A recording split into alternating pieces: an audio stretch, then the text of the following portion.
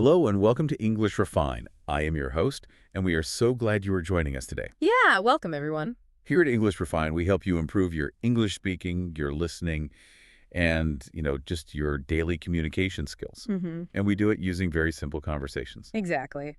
I am here acting as a learner today, asking all the questions that you, our listeners, might have. Right. And today, we are doing a really special deep dive into something that changes everything about how you speak. Oh, I'm excited. What is the topic? Well, let me start by showing you. Listen to how I speak right now. I wake up. I see the sun. I drink tea. I go out. Ah, wow, that sounds really strange. Right. How does it make you feel when I talk like that? It feels very stiff, like a robot is speaking to me. It does not sound natural at all. Yes. We call that the robot pulse. And it is a huge problem because whether you are, talking to a friend or going to the doctor in English, speaking like a robot makes it really hard to connect with people. I mean, I understand all the words you said. I wake up, I drink tea, the grammar is perfect, but it just feels tiring. Exactly. You are giving me the facts, but you are not telling me a real story. Yay. Because human beings, we don't talk in little broken pieces. We like things to flow smoothly. Oh, that makes a lot of sense. But I think a lot of beginners speak like that. I know I do when I get nervous. Oh, absolutely. Yeah. And that is exactly what our deep dive is about today. We are looking at why beginners speak in these broken sentences and how to fix it using connectors. Connectors, like little words that glue sentences together. Yes, exactly. We're going to learn how to connect sentences in English. Because when you use these little glue words, you stop sounding like a robot. You sound natural, friendly, and confident. I love that because honestly, when I speak in those short sentences, I feel really shy. I feel like my English is bad. And that is the sad part. Your English is not bad. You know the words. You just feel shy because you are missing the glue. Right. It feels safe to use short sentences because, if I only say 3 words, I won't make a grammar mistake. That is the trap. It feels safe to you, but it is actually very hard for the person listening to you. Wait, really? Why is it hard for the listener? I thought short sentences were easy to understand. Well, think about it like building a brick wall. The big words, the nouns and verbs, are the bricks. Okay, I can picture that. If you just put bricks on top of each other without any cement, without any glue, the wall falls down. Or if someone is driving on a road made of just loose bricks, it is a very bumpy ride. Oh, I hate bumpy roads. Right. When you do not use connectors, you're giving the listener a bumpy ride. Their brain has to work really hard to guess how your ideas go together. Ah, I see. So if I say, I was tired, I stayed home, the listener has to think, did they stay home because they were tired? Exactly. You are making them do extra work. But if you just give them the glue, the ride is perfectly smooth. That is a great way to think about it. So how do we get this glue? Do I need to learn, 100 difficult grammar rules? No, not at all. That is the best news. You do not need big textbook rules. You just need to think about the direction your story is going. Direction, like turning left or right. Exactly like that. Think of these words as traffic signs. And there are 4 main signs you need to know. We call them the core 4. The core 4. I like that. Sounds easy to remember. What is the first one? The first one is the plus sign. And the word for this is and. Just and? That is very easy. It is. And simply adds more information. It tells the listener, keep going straight, the story's moving in the same direction. So no surprises. No surprises. Let's practice. Give me an example using and. Okay. I went to the store and I bought some apples. Perfect. You went to the store, plus you bought apples. It is a smooth, straight road. Yeah, that feels very natural. I was tired and I was hungry. Both bad things, moving in the same direction. Exactly. It is very safe. Little children use and all the time when they tell stories. I saw a dog and the dog barked and I ran away. Oh, right. Kids do talk like that. But, is it okay for adults to just use and all the time? Well, it is okay, but it gets a bit boring. If you only use the plus sign, your stories have no surprise. And conversations without surprises are not very interesting. That makes sense. We need a little bit of drama. Yes. Which brings us to the second of the core 4, the U-turn, the expectation breaker. And the word is but. Ah, but. I use this one a lot. But is amazing. It changes the direction completely. It gives the listener a surprise. So if I say, I love the beach, the listener thinks I also love the sun. Right. But then you use the U-turn. I love the beach, but I hate the sun. Boom. Instant clear meaning. Instant contrast. You woke the listener up. Wow, it really does change the feeling. If I just say, I love the beach, I hate the sun, the listener might be confused. Exactly. They would think, wait, those two things don't go together. Why did you say that? But the word but explains the difference perfectly. It also adds a lot of emotion. It shows human struggle. What do you mean by human struggle? Well, imagine a friend is in trouble, and you say, I wanted to help. I was scared, That sounds like a police report. Very cold. right? Now add the U-turn. I wanted to help, but I was scared. Oh, wow. Yeah, now I feel your emotions. I feel that you feel bad about it. Exactly. The glue word changes how the whole sentence feels. It shows you are human. That is so powerful. Okay, so we have the plus sign with and the U-turn with but. What is the third sign? The third sign is the result arrow. The word is so. So, I use that to show what happens next. Yes, exactly. It is an action and then a reaction. It moves the story forward. Let me try. It was raining, so I took my umbrella. Perfect. Fact one, Hmm. it is raining. Result, Yeah. you took an umbrella. The arrow points straight forward into the future. It makes the story feel very clear. It does. Our brains love it when things make sense. A causes B. It is very satisfying to listen to. I like so. It keeps Uh-huh. things moving. What is the fourth one? The fourth one is the opposite of so. It is the reason magnet. The word is because. Because. So this one looks backwards. Yes. And if so points forward to the result, because Thorne looks backward to give the reason, it pulls the why into the sentence. Let me see if I can flip my sentence. Instead of, it was raining, so I took my umbrella, Yeah, try it with because. I took my umbrella because it was raining. Perfect. It is the exact same information, but the direction is different. You give the action first and then the reason. Why is because so important? Oh, it is basically magic. Yeah. When you use because, people are much more likely to help you and agree with you. Really? Just by using one word? Yes. There is a famous study about this. People were waiting in a long line to use a copy machine. Okay, nobody likes waiting in line. Right. Yeah. And a person tried to cut in line. First, they just asked, excuse me, I have 5 pages. Can I use the machine? Let me guess. People said no. About 40% of people said no. That makes sense. They didn't give a reason. But then the person asked again, using the reason magnet. They said, excuse me, can I use the machine because I'm in a rush? Oh, they used because. Did it work? Almost everyone said yes. 94% of people let them cut in line. Wow. Just for adding, because I am in a rush. Yes. But wait, it gets crazier. The person tried a third time. They gave a reason that meant nothing. They said, can I use the machine because I have to make copies? Wait, what? Everyone in line has to make copies? That is a silly reason. I know. But 93% of people still said yes. You are joking. I'm serious. Our brains just love the word because. It shows that you have a reason. It lowers people's defenses. It makes you sound reasonable. That is incredible. So if I say to my boss, I am leaving early today, I have a doctor appointment, that sounds a bit rude. It sounds very cold, like you were just giving an order. And if I say I am leaving early today because I have a doctor appointment, it sounds friendly. Yes, it asks for understanding. It builds trust. Okay, I'm writing this down. Okay. Because, the core 4. I feel like I can tell any story now. You really can. If you master just those 4 words, you stop the robot pulse immediately. That is so helpful. But I have a question. Go ahead. In daily life, sometimes I want to sound a bit more advanced, not like a beginner, especially at work. Are there bigger words I should use? This is a great question, and it brings us to our next section, advancing your vocabulary. But we have to be very careful here, Careful, why? because there is a trap. We call it the trap of formal transitions. Formal transitions, like the words you learn in a grammar textbook. Exactly. Words like consequently, furthermore, nevertheless. Oh, yeah. I use a translation app, and it always gives me those big words. I try to use them in my emails. I understand why you do that. You want to sound smart.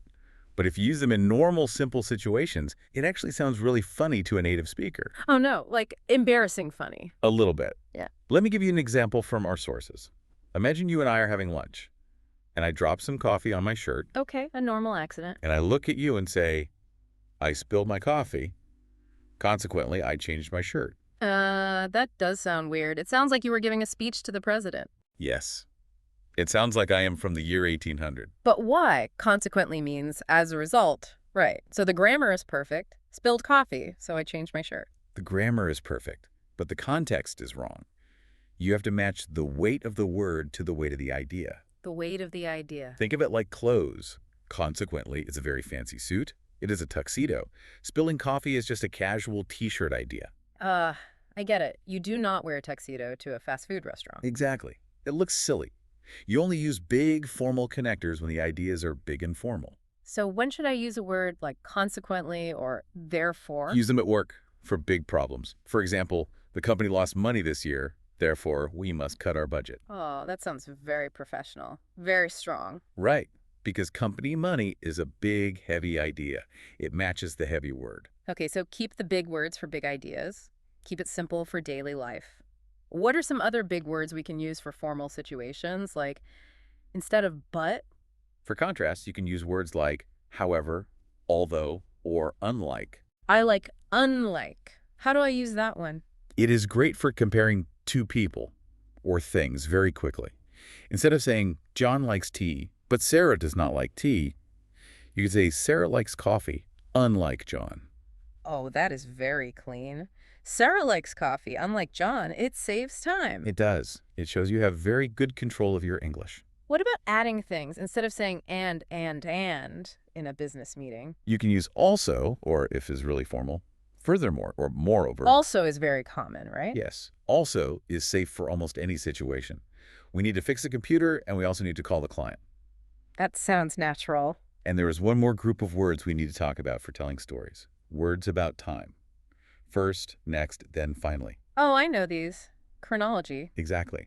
When you are telling a story or explaining how to do something, these words are your best friends. Because without them, I just say and then, and then, and then. Yes. Let's talk about the and then trap. Tell me your morning routine, but only use and then. Okay. I wake up, and then I brush my teeth, and then I make coffee, and then I check my email, and then I go to work. Stop. I am getting dizzy. It sounds like a little kid again. It does. It sounds like you are just remembering things as they happen with no plan. To sound natural and confident, you need to mix it up. So how should I fix my morning routine? Use first, next, after that, and finally. Try it now. Okay. First, I wake up and brush my teeth. Next, I make a cup of coffee. After that, I check my email. Finally, I go to work.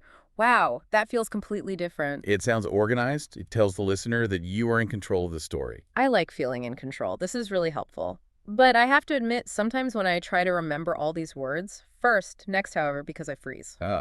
You freeze. Yeah, my brain just stops working. This is such an important point. In fact, this is section 4 of our deep dive, the pitfalls. The common mistakes learners make when they try to use connectors. I am glad we are talking about this. What is the biggest mistake? The biggest mistake is exactly what you just said. We call it the perfection freeze. The perfection freeze. That sounds scary. It happens to everyone. You are talking, and you reach a point where you need to connect two ideas. But instead of just grabbing a simple word like but or so, you pause. Because I want to find the perfect word. I want to sound smart. Exactly. You start thinking, should I say however? Or nevertheless, or despite the fact that. And while you are thinking, the conversation just dies. Yes. There is a long silence, and the other person looks at me like, are you okay? And I feel so embarrassed. You lose the shared meaning because you are too worried about the grammar. You are taking a grammar test in your head instead of having a human conversation. So what is the cure? How do I stop freezing? The cure is a new rule you have to repeat to yourself. Flow is more important than perfection. Flow over perfection. Yes. Think about walking down the street with a friend. You are talking, and suddenly you trip on a small crack in the sidewalk. Okay. Do you stop walking, sit down, and spend 10 minutes thinking about why your foot tripped? No, of course not. I just say, whoops, catch my balance and keep walking. Exactly. Language is the same way. If you use the wrong connector, just keep walking. Really? If I say and when I should have said but, the listener won't be angry. Not at all. Human brains are amazing. The listener will usually fix the mistake in their own head automatically. Yeah. They just want to understand your idea. They do not care about your grammar score. That takes so much pressure off. Just keep going. Catch your balance. Yes. And there's another big mistake people make. Since they are afraid of silence, they do the opposite of freezing. What is the opposite? The super long sentence. They never put a period. They just keep talking and talking. Oh, like a run-on sentence. Yes. I went to the store because I needed milk, but they didn't have milk, so I bought juice instead. And then I walked home, but it started raining. I am out of breath just listening to that. It is exhausting. When you stack too many ideas together, you ask the listener to hold too much in their brain at one time. So what is the rule here? How many ideas are safe? The golden rule is 2 or 3 ideas, connect them, and then stop. Let me practice.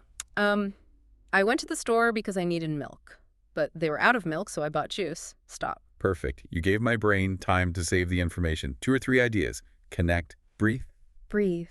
Speaking of breathing, what if I don't know the right word at all? Is it okay to just say nothing?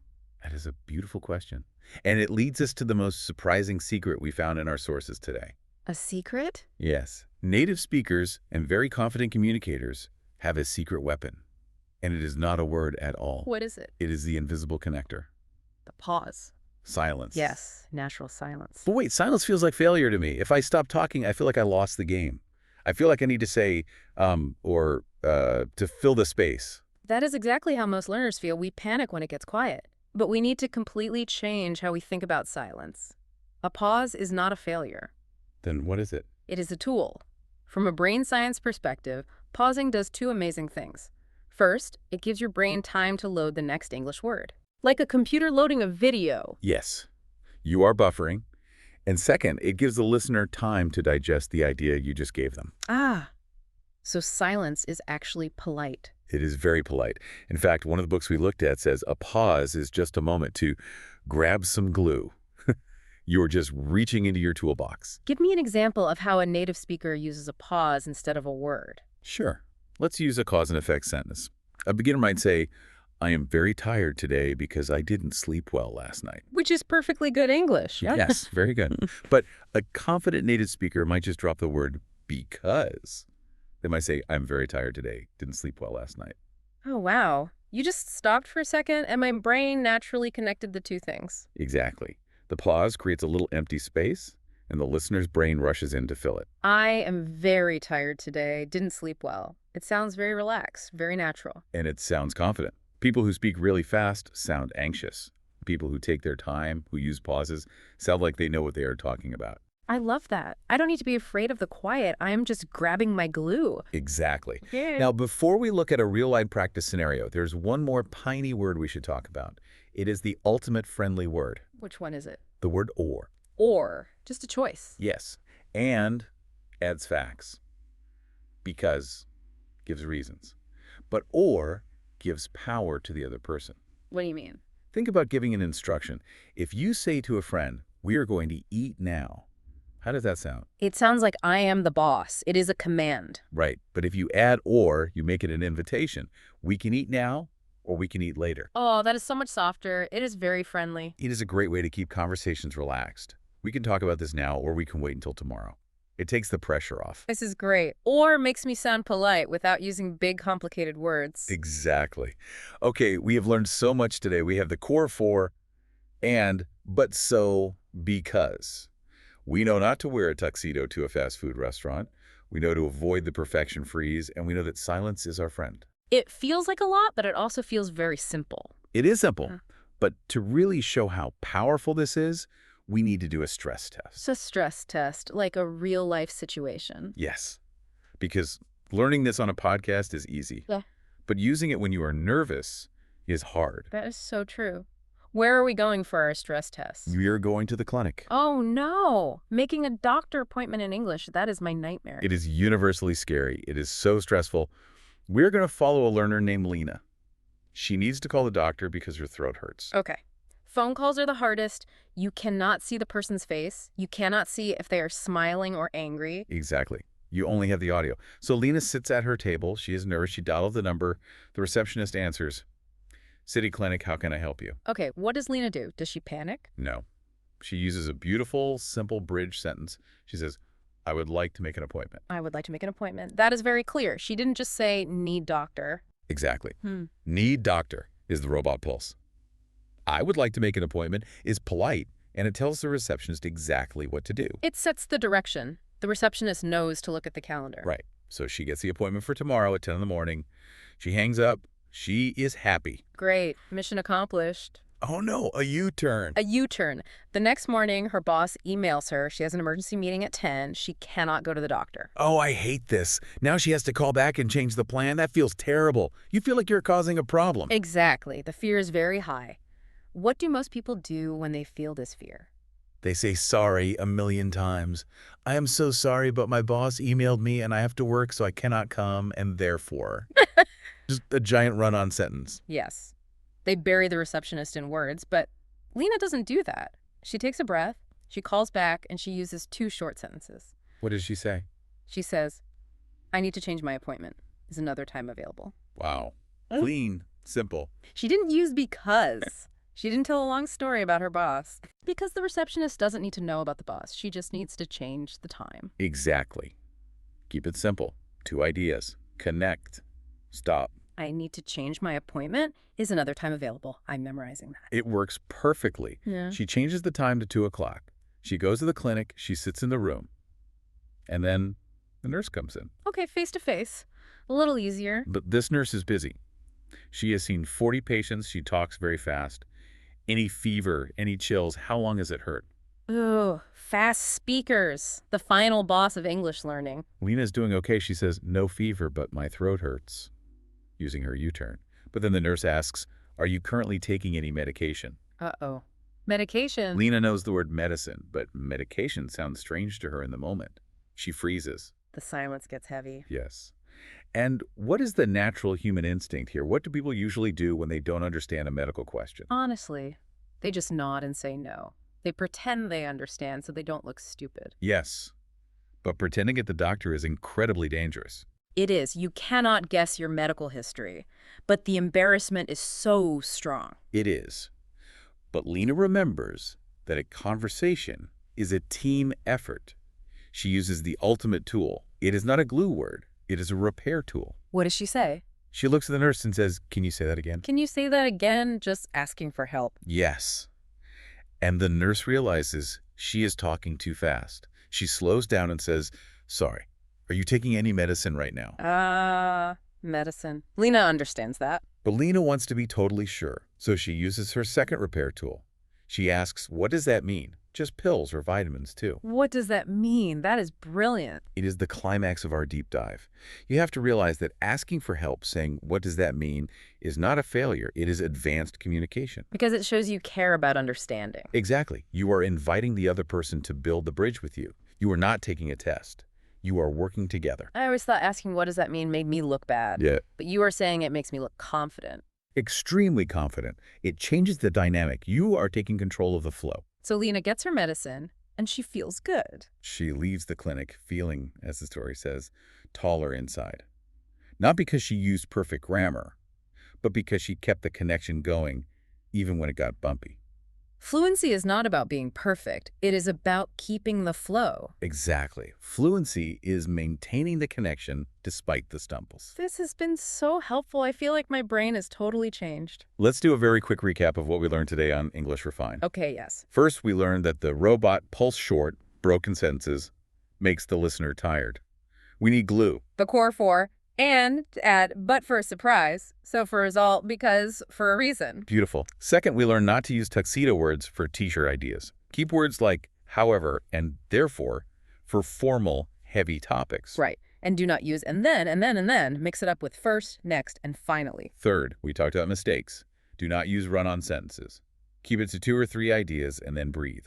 And do not freeze looking for the perfect word. Flow over perfection. Catch your balance and keep walking. And finally, we learned that silence is a tool. Pausing lets your brain load the next word. And if you get completely stuck, just ask, can you say that again? It is a team effort. We build the bridge together. Exactly. Language is for people. Small words build big confidence. I am going to practice this today. And that is exactly our final motivation for you, our listener. Over the next day or two, pay attention to how people speak. Pay attention to how you speak. Yeah, notice the tiny glue words. Exactly. Are you building bridges for people to understand you easily? Or are you just dropping loose bricks? Notice the glue. You will be surprised by how much heavy lifting those simple words do. It changes everything. Don't be afraid to make mistakes. Just keep the flow. Perfectly said. Thank you so much for joining us today on English Refined. Keep practicing, keep connecting, and we will see you in the next deep dive. Goodbye, everyone. Thanks for listening.